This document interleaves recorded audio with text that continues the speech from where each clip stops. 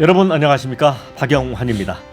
한 주간의 정치권 핫 이슈를 다뤄보는 국민마수 시작하겠습니다. 자, 이제 대선 본투표까지 사흘 남았습니다. 지금 여야 후보들은 막판 지지를 호소하며 표심 잡기에 주력하고 있는데요. 자, 내란 세력 심판이냐, 괴물 독재 세력 저지냐, 팽팽하게 이슈가 부딪히고 있습니다.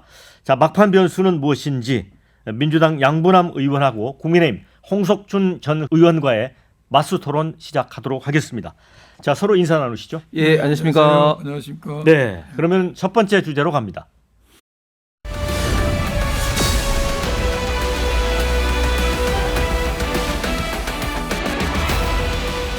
자, 이틀간의 이제 사전 투표가 끝났습니다. 근데 역대 최고 수준의 투표율을 기록을 했습니다. 두 분은 사전 투표를 하셨는지 모르겠습니다. 저는 어제 사전투표 첫날이었는데 네. 제 선거구에서 아침 6시에 네. 제가 투표를 했습니다. 제가 광주 시당 위원장이다 보니까 우리 시당 선대위 직원 60명과 함께 가서 일정의 세레모니도 하고 사전투표를 했는데 제가 깜짝 놀랐어요. 네. 제가 5시 58분에 도착해서 제 생각에 내가 1등이겠지 했더니 투표장에서 도로에까지 사람들이 줄로 쫙 서 있는 겁니다. 아, 이거 굉장히 뜨겁구나. 더 제가 감동을 받았던 것은 시각장애인 한 분이 안내견을 데리고 와서 줄에 서 있더라고요. 네. 그걸 보면서 우리 국민들이 전 정권에 대한 심판, 그걸 네. 내란 세력을 어떤 척결하겠다는 의지, 이게 굉장히 기다렸다는 뜻이 나오는 것 아니냐. 그래서 굉장히 제가 감동을 받았고 투표장이 뜨거웠다는 걸 느꼈습니다. 홍 의원님은 예, 저는 아직 안 네. 했는데 이제 네. 방송 마치고 이 방송 마치고 네. 할 계획입니다. 네, 그런데 지금 이제 묘하게 지역별로 좀 차이가 납니다. 이제 호남 지역은 좀 사전 투표율이 굉장히 높게 나왔고 대구 경북 TK 지역은 좀 낮게 나왔거든요. 이거 어떻게 해석을 하세요? 예, 사전 투표가 2014년도부터 시작이 됐거든요. 그런데 영원 호남으로 비교를 해보면 상대적으로 호남 지역이 사전 투표가 역대 높습니다. 특히 부정선거 이슈를 둘러싸고 그것이 좀 문제가 될 때마다 특히 그런데 본투표에 가서는 비슷해지는 그런 좀 경향이 있었습니다. 22대 총선을 기준으로 본다면 사전 투표가 차지하는 비중이 한 47.8%가 됐습니다. 시간이 가면 갈수록 사전 투표의 비중이 굉장히 좀 높아지고 있는데 그것은 아무래도 투표할 수 있는 여러 가지 환경, 즉 뭐 지역이라든지 관계없이 할 수 있기 때문에 그런 어떤 투표율이 제고되는 것이 높아지는 것이 앞으로도 계속해서 그런 영향은 계속 갈 것 같습니다. 이제 주요 대선 후보들도 이제 사전 투표를 다 했습니다. 이재명 후보는 대학가가 있는 신촌에서 젊은 이제 대학생들과 함께 투표를 했고요. 김문수 후보는 딸과 인천 계양구, 여기가 또 이재명 후보의 지역구 아닙니까? 이준석 후보는 자신의 지역구인 동탄에서 사전 투표를 했습니다. 자, 이거를 어떻게 해석을 해야 될까요? 그런데 이재명 후보 또 선거하러 이제 들어가는데 뭐 학생인지 누군지 모르겠는데 뭐 카리나 화이팅, 코끼리 화이팅, 그래갖고 이게 또 논란이 됐고 그랬더라고요. 훈방이 되긴 했다고 하는데 이게 선거법에 위배되는 모양이죠? 이제 선거법 위반 여부는 더 따져봐야 할 문제인데 뭐 그 정도로 가지고 과연 법이 처벌할 필요성이 있는가라는 생각이 들고 세 후보 모두 다 상징적 의미를 담아서 사전투표 장소를 정한 것 같습니다. 사전투표는 꼭 본인의 주소지가 아닌 데서 할 수 있기 때문에 그런 의미를 담은 것 같고요. 이제 사전투표가 가진 의미가 물론 전국적으로 가면은 뭐 본투표가 합치면은 투표율이 이제 거의 비슷하게 사전투표가 높게 나오면은 본투표가 좀 줄어들고 이런 현상도 있을 수가 있습니다.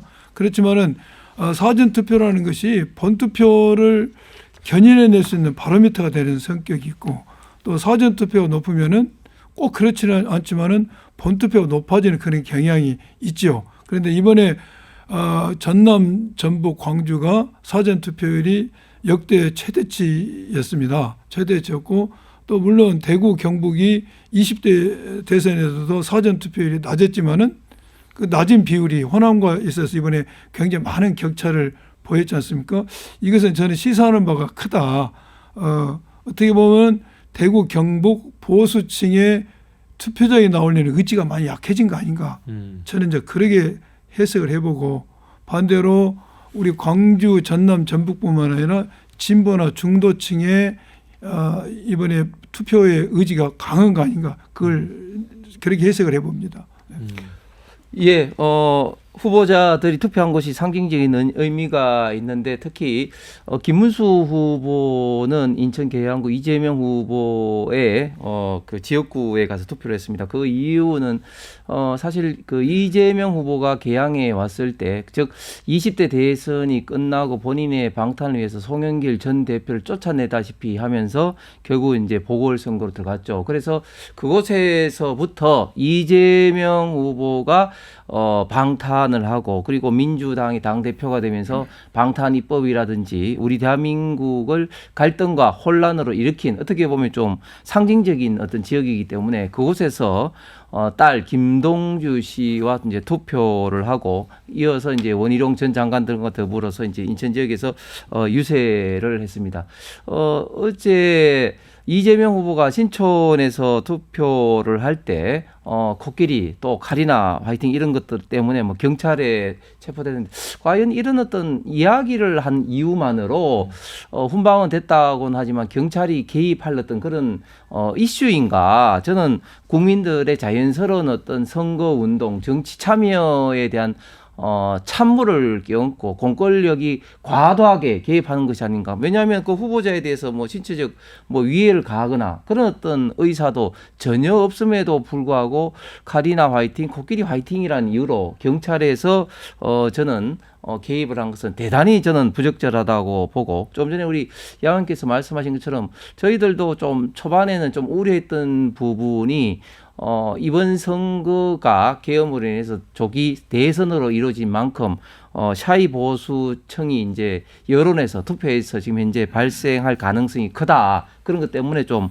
우려가 됐었는데 시간이 가면 갈수록 김문수 후보의 지지율이 좀 급격히 오르고 있고 그리고 이길 수 있다는 이런 어떤 문제 특히 이재명 후보가 정권을 잡게 되면 좌파 독재 포퓰리즘 정부의 어떤 탄생으로 인해서 우리 대한민국의 미래가 어떻게 될 것인가 이런 어떤 많은 국민들 특히 우파 보수 국민들의 좀 우려가 시간이 가면 갈수록 좀 큰 만큼 지금 사전 투표에는 좀 저조하지만 본 투표에서 보통 때처럼 굉장히 많은 분들이 참여하리라고 예상하고 있습니다. 근데 이제 막판에 이제 국민의힘과 개혁신당 후보 간의 단일화 이슈 하나 하고 또 한 가지는 이제 이재명 후보는 그동안 이제 보수 중도에 있던 특히 이제 개혁신당에 몸담았던 분들도 많이 이제 그 이동을 해 갔습니다. 그래서 오히려 그쪽에 좀 빅텐트식으로 이렇게 만들어졌는데 그 이낙연 새미래당 상임고문이 아무도 지원하지 않겠다고 했는데 자신의 한 표를 김문수 후보에게 주겠다. 그리고 찬조 지지 연설까지 했습니다. 의원님은 어떻게 보셨어요? 지금 이번에 대선이 치러진 성격을 보면은 예. 어떤 우리 헌정 질서를 이루라고 민주주의를 파괴하는 불법 계엄 쿠데타로 인해서 이제 대선을 치러지고 있습니다. 그렇기 때문에 이러한 국민의힘에서 처음에 빅텐트를 주장했어요. 빅텐트를 치기 위해서는 그러한 부분에 있어서 국힘 후보자라든지 국힘 당에서 윤석열과 확실한 절연이 필요했었습니다. 그런데 그러한 절연이 되지 않기 때문에 많은 중도 외연이 확장되지 않고 많은 사람이 텐트 속에 들어가지 못했죠. 텐트 자체가 형성되지 않았습니다. 그런 상황에서 오히려 이제 우리 이재명 후보 민주당에서는 중도 의원을 확장하려는 정책을 발표하고 중도 의원을 확장하려는 생각을 가지고 있으니까 당연히 개혁신당에서도 사람이 오고 또 국힘에서도 많은 사람이 왔지 않습니까? 자연스러운 형성이 된 겁니다. 중도 의원 확장에.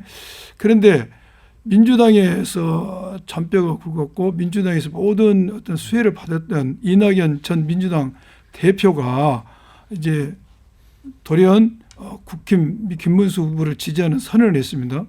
그 텐트 안에 혼자 들어갔죠. 이 부분에 대해서는 저도 이낙연 후보의 그러한 행태에 대해서 규탄하는 기자회견을 했고 많은 호남 사람들이 분노하고 있습니다. 이건 호남을 배신한 것이고 민주당의 가치와 이념을 존중하지 않는 것이다 라고 이야기하고 있는데 그러게 된 것은 이낙연 고문이 민주당에 뿌리를 둔 사람입니다. 그런데 어떤 민주적 가치를 훼손하는 국힘, 그 보수의 김문수 후보의 지지 선언한다는 것은 자기의 존재를 부정한 것이고 민주당의 가치를 부정한 것입니다. 그래서 이것이 오히려 호남에 있어서는 굉장히 호남 사람들의 투표 참여를 자극하는 데 기여했다. 이런 생각이 들고 이낙연 후보의 이번에 어떤 그러한 처신은 매우 안타까운 생각이 듭니다. 자, 그런데 이제 그 단순하게 이 이낙연 총리가 뭐 찬조 지지연설만 한 게 아니고 새미래 민주당하고 국민의힘이 통합 공동 정부를 운영하기로 했잖아요. 그래서 이제 눈길을 끄는 게 만약에 대선에서 김문수 후보가 이기게 되면은 빠른 시일 내에 남북 정상회담을 추진하겠다. 그러니까 이거 자체는 그 좀 김대중 전 대통령의 어떤 생각과 많이 가 있는 부분이잖아요. 예, 남북 정상회담은 사실은 이제 여건이 되면 뭐 어느 정권이든 당연히 해야 될 일이죠. 물론 이제 김대중 대통령이 이 부분에 대해서 실제적인 어떤 정상회담을 했기 때문에 가장 상징적이지만 어쨌든 핵을 둘러싼 여러 가지 어떤 여건이 조성이 안 돼서 그동안 뭐 했는데 지금 이낙연 전 대표 전 총리 같은 경우는 뭐 자타가 공인하는 민주당의 어떻게 보면 가장 상징적인 존재이자 대들보 아니겠습니까? 국회의원의 전남지사의 총리에 그리고 당 대표를 하신 분인데 좀 전에 양 의원께서 말씀하신 것처럼 이낙연 전 대표 총리 같은 경우도 얼마나 김문수 후보를 지지선하는데 많은 어떤 고민을 했겠습니까? 저도 어제 TV 그 찬조 연설 한 10분 좀 남짓한 시간이 있었는데 이낙연 전 총리의 말씀을 듣고 참으로 참 절제되면서도 논리적이다 이런 어떤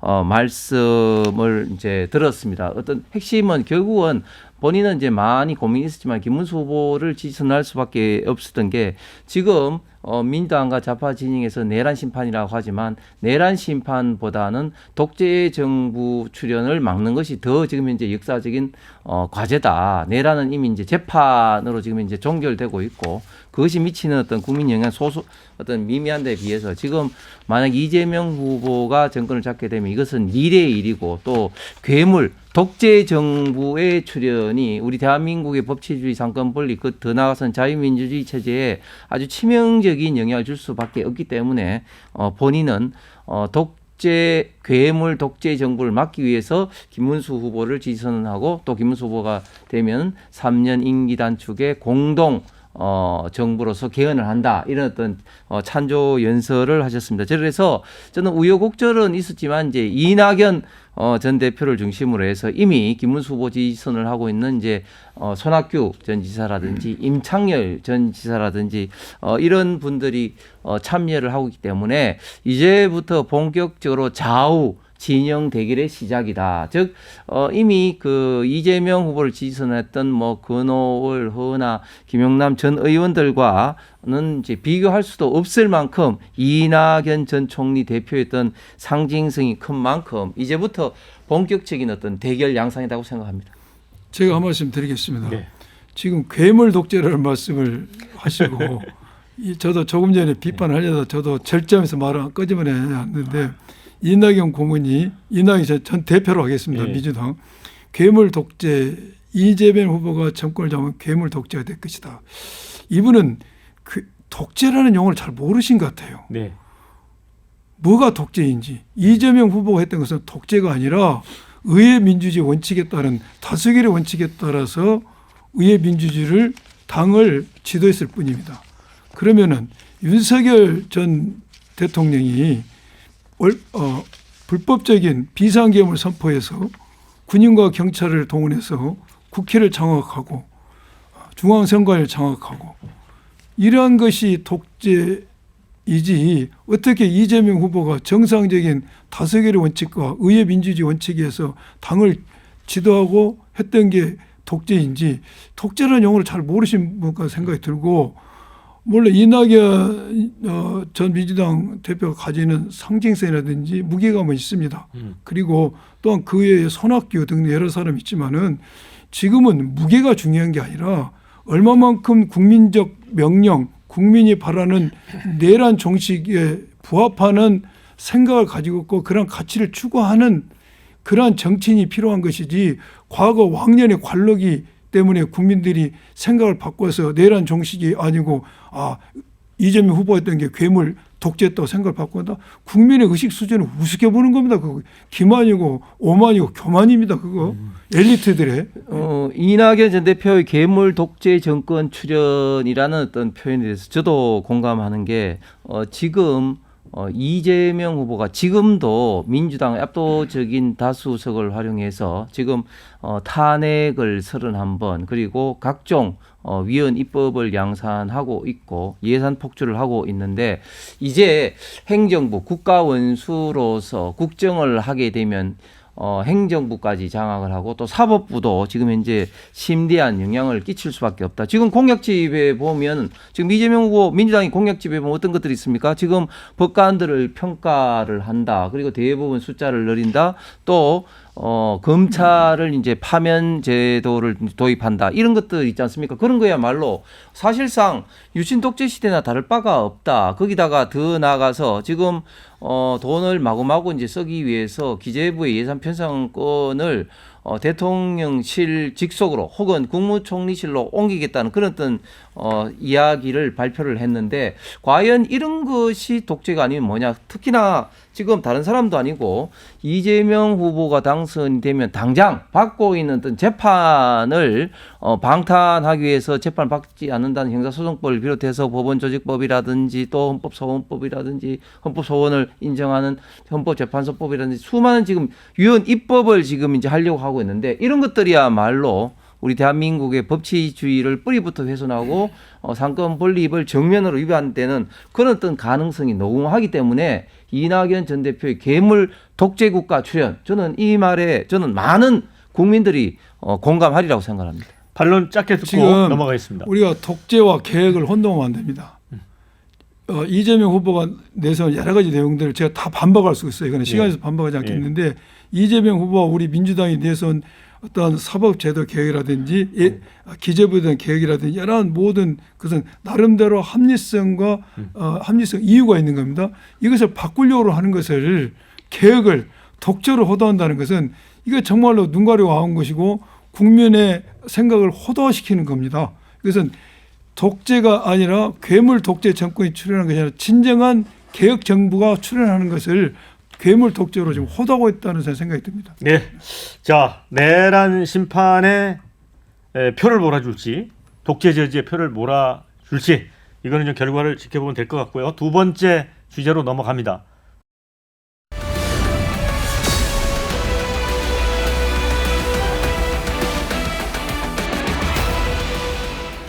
네, 이제 보수 논객이라고 이렇게 부르는 조갑재 씨가 이번 대선에서 국민의힘이 15% 표차로 크게 질 것이다 이런 얘기를 해서 여러 가지 좀 논란을 부르고 있습니다.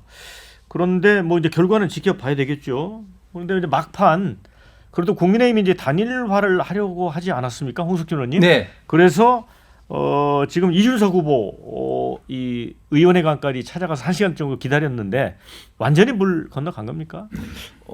저는 일단 단일화 효과를 100% 거둘 수 있는 사전투표 이전의 단일화는 이제 물 건너갔다. 그럼에도 불구하고 이제 끝나지 않은 것이 이준석 후보가 뭐 본투표 이전에 또 만약에 사퇴를 한다면 뭐 단일화의 어떤 또 뭐 효과가 또 있다고 봅니다.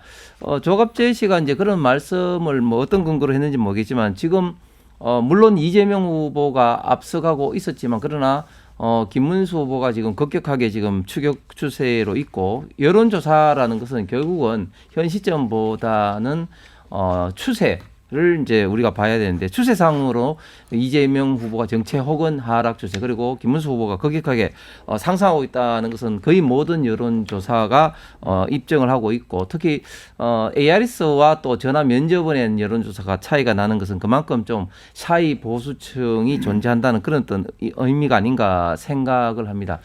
지금 민주당에서도 이제 얼마 전부터 박찬대 원내대표가 이제 방송이나 이런 데 나가서 뭐 압승이다. 또 뭐 지지율 뭐 표차 뭘 낙승한다 뭐 낙관한다 이런 표현을 하면 뭐 징계하겠다 예. 뭐 이런 어떤 이야기를 했죠. 그리고 지시를 내려서 바로 지난주에 제가 모 방송에 제 앞에 박지원 의원이 있었는데 천하의 박지원 의원도 앵커가 물으니까 굉장히 조심하면서 끝까지 선거를 가봐야 된다 하고 최근에는 뭐 5% 이내 승부가 날 거다 이런 이야기를 했었죠. 저는 우리 대한민국의 선거가 지난 이명박 정동영 대선 말고는 항상 박빙으로 했는데 이번에도 역시 지금 막판에 계속해서 유시민 씨의 발언이라든지 또 TV 토론이라든지 등등등 이슈가 김문수 후보에게 유리한 이슈가 저희들은 계속 생기고 있고 막판 우파 보수 진영의 어떤 결집이 지금 이루어지는 만큼 저는 끝까지 가봐야 된다 이런 생각입니다. 양 의원님, 예. 민주당은 한때 내부적으로는 한 55%까지 목표를 세우지 않았었나요? 득표율을? 그랬죠. 예. 그랬고 방금 조갑재 농객의 이야기는 저는 너무 즐겁습니다. 그 이야기 들으니까 그렇게 되기를 바라고요. 예.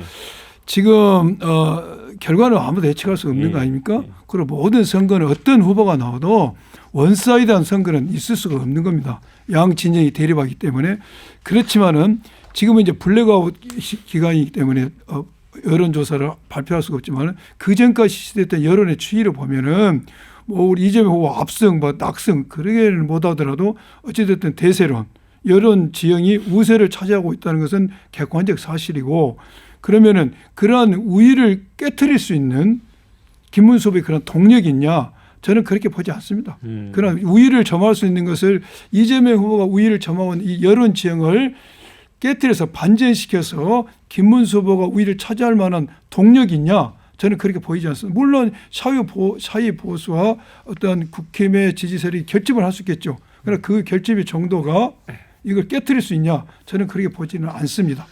그리고 단일화에 있어서도 단일화하지 않죠. 이준석.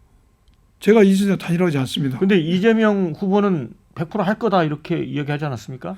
제가 볼 때는 물론 생각이 다 틀리니까 예. 저도 이재명 후보하고 뭐 교감하는 것도 예. 아닌데 이준석 후보 입장에서는 이걸 단일화해서 뭔가 승산이 되는 게임이 단일화가 돼야 되는데 두 사람의 지표를 합쳐본들 김문수와 본인의 지표 여론의 지표를 합쳐본들 이재명을 이길 수가 없고 더군다나 지금 입장에서 본인의 언어 성폭력으로 인해서 굴소스에 쌓인 상태에서 접어본다면은 오히려 그에 대한 책임을 지고 내가 그만둔다는 인식도 있기 때문에 저는 그만두지 않을까 보입니다. 물론 본투표 전에 그만둔다? 그것도 상상이 전에 어려 보이는데 끝까지 갈 것이다. 근데 본투표 직전에 그러니까 이제 사전 투표율이 굉장히 높잖아요. 30% 훨씬 네. 넘어서 40%까지 갈 것 같은데 막판에 직전 단일화가 된다면 그게 효과가 있을까요? 글쎄, 그러니까 그 단일화의 100% 효과는 뭐 거둘 수 없겠지만 또 그게 또 얼마만큼 효과를 거둘지 아무도 이제 예측을 좀 하기는 좀 쉽지 않을 것 같습니다. 지금 이준석 후보가 TV 토론에 했던 발언에 대해서 저희들은 그런 어떤 발언들이 설사 본투표까지 이제 단일화가 이루어지지 않는다 하더라도 절반의 단일화 효과는 있다고 생각합니다. 왜냐하면 이준석 후보가 과연 저런 말들을 해도 되나 하는 실망하는 어떤 국민들도 일부 있을 겁니다. 그럼에도 불구하고 그런 어떤 청들은 이재명 후보한테 가진 않죠. 그런 분들이 대부분은 저는 김문수 후보에게 갈 가능성이 많고 또 이준석 후보가 꺼낸 그 이슈로 인해서 이재명 후보의 어떤 아들의 어떤 논란들이 다시 한번 부각이 되고 더 나아가서는 또 이재명 후보의 과거 형소에게 했던 막말이라든지 그런 어떤 도덕적 이슈가 충분히 더 부각됨으로써 이재명 후보도 분명히 어떤 도덕적으로는 타격을 이제 충분히 지금 받고 있다. 그렇기 때문에 절반의 단일화 효과는 거두고 있다 생각합니다. 자, 저는 그렇게 보지 않습니다. 이준석 후보의 발언에서 이준석을 떠나는 표가 저는 이재명 후보에게 많이 오래라고 생각이 듭니다. 그 이준석 후보를 지지하는 세력들이 결코 국힘의 그 정책이라든지 국힘의 김문수 후보의 과거 정치 이력에 대해서 극우 편향적인 것에 대해서 동조하는 사람들이 아닙니다. 네. 이제 올 것이고 또한 이재명 후보의 형수 욕설은 지난 대선 때 이미 다 클리어되고 사과된 부분이고 아들의 발언 문제에 있어서는 네. 그게 사실 여부가 확인이 안 돼요. 지금 민주당 지금 고발했지 않습니까? 의사실 네. 공표죄로. 예. 아니 자, 근데 그게 약식 명령으로 의미고 500만 받은 거는 네. 확정됐지 않습니까? 아니 공소장에도 그러한 발언을 한 것은 나타나지 않은 것이죠. 네, 그 젓가락 발언은 나중에 3부에서 다루도록 하겠고요. 지금 이제 국민의힘 입장에서는 이제 단일화가 이제 결과적으로 무산이 된다면 아무래도 이제 보수 진영의 어떤 단합된 모습이 중요한데 홍준표 경선 탈락자라고 표현을 해야 되겠네요. 선거 막판에 또 국민의힘을 저주하는 글을 또 올렸습니다. 이준석은 터무니없는 모략, 나 자신은 2번의 사기 경선에 당했다. 그러니까 박근혜 탄핵 때는 국힘이 용케 살아남았지만 이번에는 어려울 거다. 그러면서 아이스에이지, 그러니까 빙하기를 준비하라 이런 얘기까지 했거든요. 이걸 두고서는 이제 당권에 대한 생각이 있는 거 아니냐. 제3지대에서 대선 패배 이후에 야권을 재편하려는 그런 속내를 드러난 게 아니냐 이런 얘기도 있는데 왜 이런 발언을 했다고 보세요? 왜냐하면 김문수 후보를 지지하겠다고 했었잖아요. 특사단에게. 예. 막판에 또 마음을 바꿨어요. 지금 홍준표 전 시장이죠. 대구시장. 예. 경선 탈락자에서는 너무 화가 나죠. 본인이 경선에 탈락했지만 국힘에서 이 경선 후보를 선출하는 과정에서 보여줬던 권성동이나 권영세 등 친윤 세력들의 네. 어떤 그 형태라든지 또한 김문수 후보의 어떤 과거 정치 이력이라든지 이런 걸 봤을 때 본인이 절대 승복할 수 없는 구조인 겁니다. 승복할 수 구조이기 때문에 그래서 미국으로 가버린 거 아닙니까? 그렇기 때문에 그런데 이제 국힘에서 와서 자꾸 도와달라니까 마지막부터 말을 했지만은 결국 자기가 아무리 국힘에 몸을 담았지만은 국힘 지도부의 행태와 김문수 후보의 여러 가지 면을 봤을 때 내가 동의할 수 없다. 그래서 차라리 확대 재편성하는 것을 바라는 의미지 않냐 저는 생각도 듭니다. 이거 당에서는 어떻게 보고 있습니까?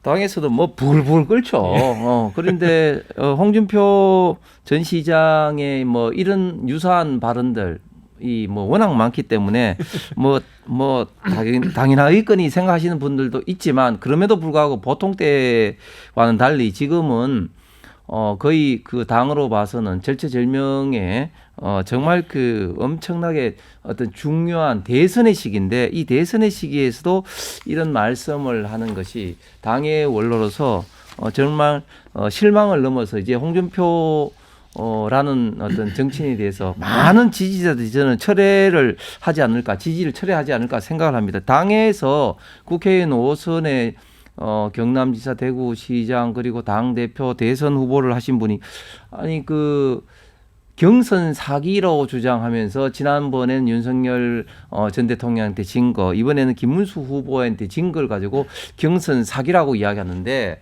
아니 그 경선에서 지신 것을 어떤 의미로 사기라고 하는지 뭐 예를 들면 뭐 이번에 어떤 사기라고 하는 것은 뭐 예를 들어서 김문수 후보가 한덕수 단일화를 이야기했는데 그것에 대해서 뭐 말이 달라지고 뭐 이런 것들을 뭐 사기라고 하는지는 모르겠지만 어쨌든 그런 어떤 사항을 다 인정한다 하더라도 경선 사기라고 이야기를 하면서 이제 본인이 억울한 것을 표명하고 특히 더 나아가서는 이재명 후보가 정권을 잡아오면은 엄청난 정치 보복을 당할 거기 때문에 뭐 빙하기가 도래할 거다 이렇게 이야기하는데 만약에 이재명 후보 공약 집에도 있습니다. 내란 어떤 정식 분명시킨다. 이게 진짜 정치 보복을 이제 선전포고한 것이죠.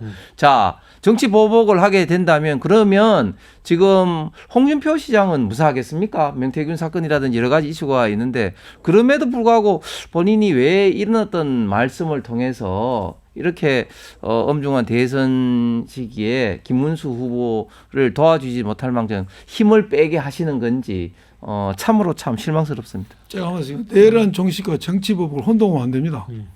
내란 종식은 국민의 지상 명령이고 또한 내란에 직접 간접 관련자들을 엄중히 처벌하는 게 우리 민주주의를 유지하고 수호하고 헌정 질서를 지키는 기본입니다.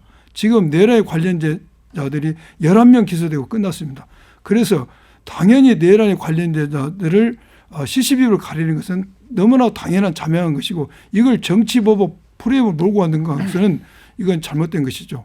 정치보복이라는 것은 수사할 가치가 없고 수사할 필요성이 없고 또한 실체가 없는 걸 가지고 어떤 정치적으로 어떤 특정인을 상해서 검찰권이나 수사권을 남용해서 그것을 제거하려는 게 정치보복인 것이지 잘못 있는 자에 대해서 잘못을 단죄하는 것은 정치보복이 아니고 홍준표 전 경선 탈락자 오죽했으면 이랬겠습니까? 국힘에서 반성해야 됩니다. 이런 태도를 보고. 민주당 문재인 정부 때 적폐청산이라는 프레임으로 1,000명 이상을 수사하고 200명 이상을 감옥 보내고 그 와중에 5분이 극단적인 선택을 하셨죠. 저는 내란 종식이라는 프레임으로 저는 그보다도 훨씬 더 심한 어떤 수사를 진행하고 그것이 저는 정치 보복으로 연결될 수밖에 없다. 물론 우리 양문남 의원님 같은 분들은 그렇게 생각 안 하겠지만 제 3자가 볼 때는 내란 종식이라는 프레임에 불과하다. 그렇게 생각합니다. 제가 한 번씩 더 할게요. 이게 그 보복을 한 사람은 자기가 의뢰 입장에 처하거나 약자가 되면 상대편이 자기를 보복으로 생각합니다. 그러나 무슨 눈에 무슨 눈만 보인다고 그죠? 도둑놈 재발 저린다고. 그렇지만은 보복을 안 한 사람은 자기가 권한을 갖더라도 보복하지 않습니다. 제가 이재명 후보가 여러 번 대화를 나눠봤는데 이분은 정말로 검찰에서 수없이 수사를 받았지 않습니까? 예.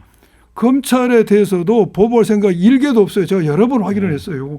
그래서 우리가 내란 수사할 겁니다. 만약 정권이 교체된다면은 특검을 발효하든 어떤 형태로든 내란의 시비를 가리겠지만은 이것이 정치 보복으로 호도돼서는 안 된다는 것이죠. 내란은 척결해야 되는 문제고 정치 보복은 다른 문제입니다. 네. 그래서 이제 최근에 이제 최상목, 한덕수 두 사람에 대해서 이제 경찰이 출국 금지 조치를 내렸잖아요. 그 홍석준 의원님. 네. 그래서 이제 한덕수 총리가 원래 이 거친 표현을 안 쓰는 분인데 정치 보복 안 한다더니 이런 표현을 썼거든요. 근데 이게 이제 양구남 의원님은 내란하고 정치 보복은 별개 아니냐라고 얘기를 하잖아요.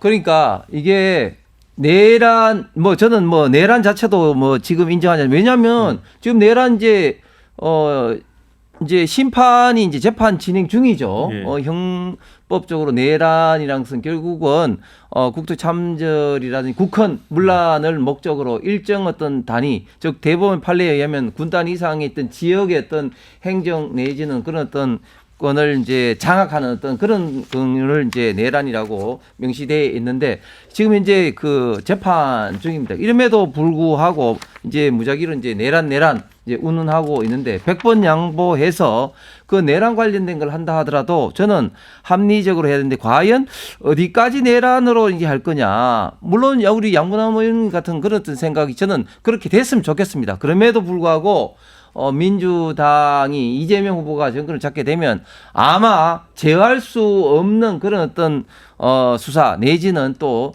정권 차원에서의 어떤 보복 어떤 그런 어떤 지시가 저는 떨어질 가능성이 지난 문재인 정부 때를 생각을 해보면 굉장히 가능성이 많다. 지금 한덕수 전 권한대행이 그렇게 이야기한 것도 그런 어떤 연장선상인 것 같은데 앞으로 우리 대한민국이 그런 것 때문에도 이재명 후보가 당선이 되면 굉장히 국가 갈등 그리고 정권의 어떤 소용돌이 속으로 빠질 가능성이 저는 많다고 봅니다. 자, 세 번째 주제로 건너가겠습니다. 제가 한 말씀 할게요.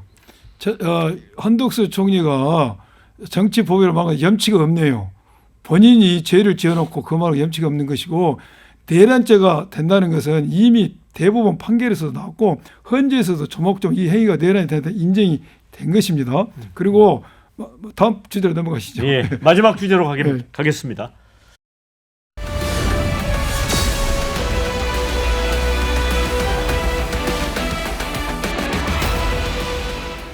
네, 이제 항상 선거 막판에는 이 말이 화근이 되는 경우가 많습니다. 그래서 이제 3차 TV 토론에서 이준석 후보의 일명 젓가락 발언, 뭐 구체적인 내용은 전달할 수가 없습니다. 자, 이제 동시에 진보 진영 스피커인 유시민 씨가 이 지금 국민의힘 후보 부인인 설란영 씨에 대해서 제정신이 아니다, 이런 발언을 해가지고 막판에 이게 또 표심에 어떤 영향을 줄지 논란이 되고 있습니다. 홍석준 의원님, 네. 어떻게 보세요? 예, 60이 넘으면 내가 썩는다고 스스로 자인했던 우리 내썩남 유시민 선생이 참 저는 여성 예. 그리고 학력 그리고 노동자에 대한 용서할 수 없는 비하 발언을 했다고 봅니다. 그러니까 그 발언의 핵심은 이거 아니겠습니까? 고졸 출신의 여공이 감히 어떻게 서울대 출신 김문수 후보와 결혼해가지고 국회의원 그리고 도지사 사모님이 되더니 지금 대통령 후보 부인이 돼가지고 김혜경 여사에 대한 어떤 법화 발언 이런 것을 말할 정도로 지금 현재 제정신이 아니다. 네. 이런 어떤 게 핵심인데, 아니 어떻게 그런 어떤 발언을 할 수 있는지 참으로 참 이해할 수가 없다. 저는 일단 기본적인 여성관이 참 의심스러운 게, 아니 그 우리가 정치를 하면 참 느끼지만 본인 자체도 중요하지만 결국은 정치를 국회의원 선거든 대통령 선거든 뭐 지방자치단 선거든 선거라는 게 굉장히 어렵고 본인도 어렵지만 아내의 와이프의 역할이 굉장히 중요하다는 것은 모든 사람이 이제 인정할 겁니다. 그런 어떤 과정에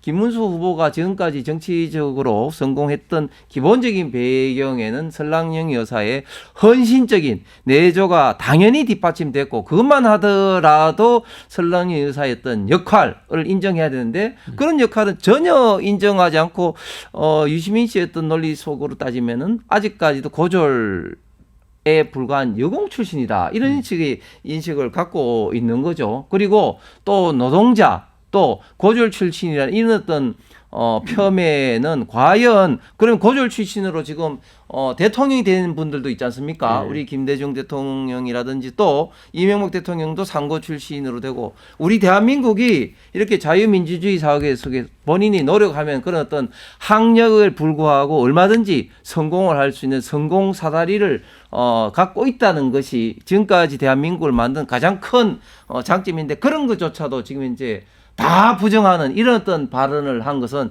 저는 참으로 좀 절망스럽고, 그런데 또 이게 좌파 민주당 진영의 또 DNA인 것 같아요. 그리고 무슨 말인가 하면은 여성을 하는데도 이런 어떤 여성 혐오 발언 내지는 또 성폭행 이런 것에 대해서 예를 들면 민당에서 일어나면은 그런 것을 또 옹호해요. 예를 들어서 고 박원순 시장이 이런 성폭행 그 사건에 대해서 민당 21대 의원들이 어떤 말을 했습니까? 그 피해자에 대해서 피해 호소인이다, 이런 어떤 2차 가해를 했단 말이죠. 그러니까 동일한 사안에 대해서도 결국은 어떤 진영의 논리로 우리 편은 철저하게 감싸고 상대편에 대해서는 정말 입에 담을 수 없는 이런 어떤 모욕적인 인격 살인을 하는 이런 어떤 발언에 대해서 저는 많은 국민들이 실망하고 분노할 것이라고 생각을 합니다. 양 의원님, 근데 유시민 씨는 민주당원은 아니죠? 제가 그렇죠, 예, 말씀을 예, 드리려고 예. 했는데 황 의원이 아주 세게 비판을 하고 아주 그냥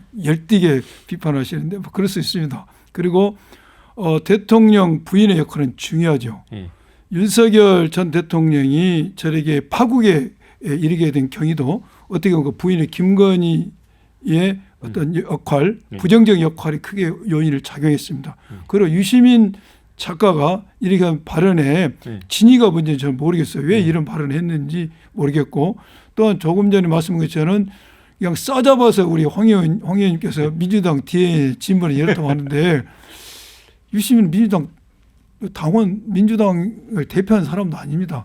또한 박원순 시장이 죽었을 때 그 피해를 입은 여성에 대해서 피해자 뭐 고소인 이런 표현한 것도 당명을 한 것도 아니지 않습니까?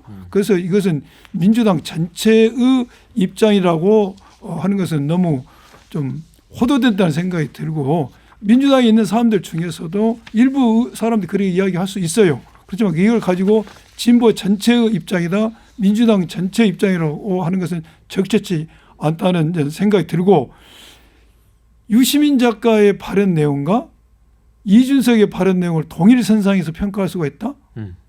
그건 적절치 않다고 봅니다. 제가 늘 쓰는 표현이지만은 개미도 동물이고 코끼리도 동물이고 둘이 똑같다? 예. 그거 아니죠. 이준석 후보가 전 국민이 보는 과정에서 여과 없이 공개되는 TV 토론에서 여성 성폭력, 언어 성폭력 정말 입으로 담기도 힘든 말을 여과 없이 해버린 그 내용과 유시민 작가의 내용을 동일선에서 둘 수는 없는 것입니다. 그러니까 이제 이준석 후보는 이른바 젓가락 발언에 대해서 검증이 필요한 사안이다. 이 검증 차원에서 이 얘기를 하는 것 같고, 민주당은 이재명 후보를 낙선시킬 목적으로 허위 사실을 악의적으로 공표했다. 이렇게 보는 것 같습니다. 그리고 고발까지 했어요. 아니 근데 예. 이미 이재명 후보의 아들에 대해서는 이런 어떤 정말 인격 살인에 가까운 이런 어떤 글들을 게재했다는 이유와 그리고 불법 도박을 했다는 이유로 이미 이제 법원에서 약식 명령으로 벌금 500만 원을 판결을 받아서 확정이 됐지 않습니까? 그리고 여기에는 또 이준석 후보가 한 그런 젓가락 발언도 공소장에 분명히 제기가 됐고 적시가 되는 이 부분이 단순한 공소장이 아니라 이제 확정이 됐단 말이죠. 그렇기 때문에 저는 무엇이 이준석 후보가 발언한 것이 허위인지 민주당이 허위라고 주장하는 부분을 도저히 이해할 수가 없고, 당연히 그런 어떤 발언을 한 사람을 비판을 해야 되는데 달을 가리키고 있는데 손가락을 지금 비판하는 그런 형국이다. 그렇게 하고 또 불법 도박 자금에 대해서 지난 2021년도 때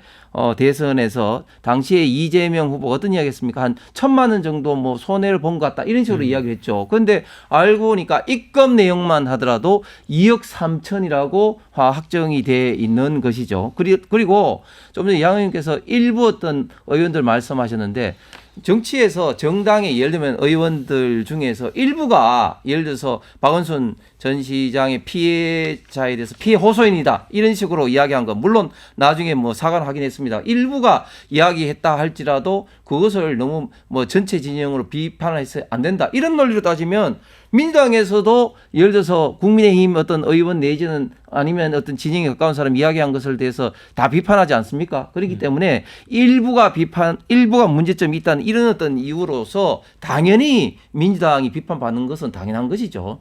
네, 허위 사실이 아니다고 주장을 하시는 거잖아요. 예. 네. 지금 홍 의원님이 아들 이재명 후보 아들 공소장에 젓가락 발언이 기재됐다고 확정적으로 말씀을 하고 계시는데, 제가 아는 바로는 이재명 후보 아들이 500만 원 약식 명령을 받은 공소장에는 젓가락 발언이 기재되어 있지 않습니다. 그리고 그 발언이 누가 한지도 모릅니다. 그래서 허위사실 공표죄로 지금 고발을 한 내용입니다. 자, 그런데 또 하나 제가 말씀드리면 조금 전에도 홍 의원이 아니 그 검증 차원에서 말할 수 있냐 이런 취지로 말씀하신 것 같은데, 검증 차원에서 말할 것도 할 장소가 있고 안 할 장소가 있고 방식의 차이가 있는 것이죠. 그런 검증이 필요하다면은 또 다른 방식이 필요하고 그런 방식을 찾아봤어야지 전 국민이 보는 TV 토론장에서 한 것이 과연 아무리 검증이 목적이 있다 할지라도 그 목적이 정확한지도 잘 모르겠어요. 목적이 정확하다 해서 목적이 정당하다 해서 수단이 합리화되는 것은 아니지 않습니까? 네. 그런데 이제 이재명 후보 아들 동호 씨가 상습 도박 및 정보통신망법 위반, 그리고 이제 정보통신망법 위반 관련해서는 음란 문헌 전시 혐의로 벌금 500만 원을 약식 명령을 선고받았다. 라는 게 이제 팩트 같습니다. 그래서 여기 음란 문헌 전시 부분이 그거라고 말씀을 하신 거예요? 이게 그 말고도 네 가지를 적시를 했습니다. 거기에 네 가지. 그 젓가락보다도 훨씬 더 심한 표현도 있습니다. 방송에서 참아하기 힘든 네 가지 표현. 그러니까 그 이재명 후보 아들이 여러 가지 게시를 한 것이 고발이 됐는데 검찰에서는 그 네 가지만 이제 그렇게 이제 문제를 이제 삼아서 혐의를 한 것이죠. 네, 근데 거기에 이제 양 의원님 말씀은 젓가락이라는 없다는 것이죠. 발언은 없다는 것이죠. 그러니까 거기가 뭐 음란한 내용과 관련된 문헌을 전시했다 할지라도 그 중에 이준석이가 문제를 삼았던 젓가락 발언은 없다는 것이죠. 근데 없는데 했기 때문에 낙서 목적 허위사실 공표죄에 해당된다는 겁니다. 자, 이제 그럼에도 불구하고 이제 이준석 그 후보는 이제 민주당이 의원직 제명까지 이제 얘기를 했잖아요. 그렇다 보니까 이게 후보 가족 일탈은 마땅히 확인해야 되는데 이런 식으로 하면 이재명식 독재냐 또 독재냐고 또 공격을 했거든요. 이걸 독재라는 단어가 예. 아무나 어떤 장소에서 지금 이열령 별령 그런 분위기가 됐는데 이거 독재라고 한다는 것 자체가 경강부회식 해석이고요. 제가 조금 전에 말씀드린 것처럼 검증의 필요가 있으면 다른 방식을 생각했어 봐야죠. 예. 이런 전 국민이 보는 과정에 상에서 적절치 않고 여기에 대해서 본인이 지금 반성을 안 하고 있는 것 같아요. 아직도. 이래가지고 10%대 넘기겠습니까? 아니 근데 이제 이 장면이 이제 민주당의 내로남불인데 자 그러면 그 이번 대선 말고 20대 대선에서 이재명 후보와 민주당은 얼마나 당시에 윤석열 후보에 대해서 김건희 여사에 대한 어떤 줄리 의혹부터 시작해서 그 가족에 대한 여러 가지를 공격을 했고 심지어 또 마지막 대선 토론에는 어떤 이야기를 했습니까? 또 조호영 커피는 왜 타줬어요? 완전히 허위사실도 이야기를 통해서 공격을 하지 않았습니까? TV 토론이라는 게 그런 어떤 검증을 통해서 상대방을 공격할 수도 저는 있다고 봅니다. 그런데 저도 이준석 후보가 그렇게까지 하는 게 맞느냐 하는 문제는 변론을 하고 뭐 본인들이 이야기하는 것은 당연하고 상대방이 이야기하는 것은 그 부적절하다 이런 태도를 그게 갖고 아니죠. 있는 거죠. 말하는 정도와 내용을 봐야죠. 줄리 커피 문제하고 이준석의 언어 성폭력 문제를 동일선상에 둘 수는 없는 거 아닙니까? 정도의 문제라 이것이죠. 자, 이제 지금 이제 선거가 코앞인데 공약 중에 민주당이 이제 대법관 증언을 포함한 공약집 발표를 했습니다. 또 이거 관련해서 정청래 법사위원장이 각오하라. 우리는 반드시 대법관 증언한다. 그래서 이것도 이제 논란입니다. 근데 물론 이제 그동안에 이제 대법원에서 재판 지체 때문에 대법관 증언이 필요하다는 의견도 있었습니다. 이건 어떻게 보세요? 짧게. 예. 지금 민주당의 이제 공약집에 참으로 좀 우려스러운 사항이 많은데요. 법관을 평가한다. 그다음에 검찰에 대해서 파면을 한다와 더불어서 지금 이제 대법관을 이제 정원을 한다는 건데 대법관을 이제 정원을 하면서도 법원조직법 개정안으로 일단 처리했습니다만은 기존의 변호사 법관 자격이 없는 사람도 이제 할 수 있도록 해서 뭐 김어준 대법관, 뭐 유시민 대법관까지도 출연할 가능성이 있는데 그것은 뭐 처리를 했습니다. 저는 그런데 만약에 정권을 잡게 되면 이것도 다시 재추진할 그런 어떤 우려도 있다 생각하고 그다음에 지금 대법관 숫자를 이렇게 늘리는 이런 어떤 부분에 대해서 저는 이런 식으로 됐을 때 과연 그러면 기존의 대법원 체제 즉 전원 합의체가 완전히 사실상 이제 무력화되는 이런 어떤 문제와 더불어 사실상 이재명 후보가 대법관 숫자를 특히 더 이제 우리 법 연구의 중심으로 늘리기 위한 포석이 아닌가 그런 어떤 우려가 됩니다. 근데 민주당은 이걸 이제 사법 개혁으로 보는 거죠. 예, 이러한 대법관을 증언한다든지 재판에 대해서도 헌법성을 가능하도록 법을 만들어 본다든지 이게 한 100억을 따져봐야 됩니다. 네. 지금 달걀이 먼저냐 닭이 먼저냐 이런 논리가 돼버렸는데 이번에 이재명 후보에 대해서 대법원에서 매우 이례적으로 네. 절차와 법을 위반해서 파기환송 판결을 했습니다. 네. 왜 무엇 때문에 이런 이례적인 판결을 했는가? 절차와 법을 위반하면서 그것은 가장 대선에서 유력 후보자인 이재명 후보를 제거하고 국민의 후보로만 가지고 투표를 하겠다. 국민의 참정권을 제한시키겠다. 국민의 참정권 행사를 방해하겠다는 의도가 드러난 겁니다. 그것은 사법부가 정치에 개입했다는 것이죠. 이러한 경우에 그렇다면은 이재명 후보 개인의 문제가 아니라 이것은 중대한 국민의 기본권을 침해하고 사법의 정치 개입인데 선거 개입인데 이걸 뭔가 방어해야 되지 않습니까? 이러한 것을 하지 못하도록 제도적 보완이 필요하다는 것이죠. 그걸 누가 하겠습니까? 행정부에서 하겠습니까? 입법부 국회에서 해야 되죠. 이거 국민의힘에서 하겠습니까? 당연히 우리 민주당에서 할 수밖에 없는 상황이었다. 이러한 법을 만든 배경에서는 그 전자적으로 사법부의 귀책 사유가 있고 사법부 형태가 개혁의 필요성을 스스로 입증해줬다. 그래서 이런 법을 만든 것이고 네. 김어준 대법관, 김어준 씨 어떻게 대법관이 되겠습니까? 여기서 말하는 비법조인의 대법관이라는 것은 김어준 씨 같이 법을 모르는 사람도 대법관을 시켰다는 의미가 아닙니다. 네. 비법조이지만은 법학 교수라든지 네. 이래 법에 대해서 어떤 확실한 지식을 가지고 많은 경륜이 있는 이런 사람을 추구했던 네. 의미라는 것을 제가 말씀드리고 싶습니다. 네, 이제 마무리해야 될 것 같아서 30초씩 시간을 드리겠습니다. 홍 의원님부터 못한 말씀. 예, 이재명 후보가 정권을 잡게 되면 좌파 독재 포퓰리즘 정부 출현은 불을 보듯 뻔할 겁니다. 지금 민주당에서 추진하고 있는 여러 가지 유연 입법이 마구잡이로 양산이 되면서 우리 대한민국이 그동안 쌓았던 자유민주주의와 법치주의 상권 분립은 사실상 뿌리부터 없어질 것이고, 그리고 포퓰리즘 여러 가지 어떤 정책으로 그렇지 않아도 지금 국가 재정이 많이 늘어난 이런 어떤 상황에서 이런 부담은 고스란히 우리 청년 세대, 미래 세대에 갈 수밖에 없는 그런 상황이라는 걸 국민 여러분들께서 아시고 반드시 투표에 임해 주시면 좋겠습니다. 양 의원님. 네. 국민의힘이 다시 정권을 재창출하면은 예. 그야말로 윤석열 시즌2 독재가 예. 될 겁니다. 이재명 후보가 정권을 잡으면 독재가 아니고 개혁이 시작될 겁니다. 예. 그래서 진정한 대한민국, 기득과 보수 세력이 국민의 주인이 아니고 서민이 국민의 주인이고 국민이 행복한 세상이 될 것입니다. 꼭 투표해 주실 부탁드립니다. 네. 마무리 말씀은 두 분이 꼭 유세하시는 말씀 같습니다. 자, 수고 많으셨고요. 자, 함께해 주신 여러분께도 감사의 말씀 드립니다. 저는 다음 주에 다시 찾아옵니다. 수고하셨습니다. 네, 감사합니다. 수고하셨습니다.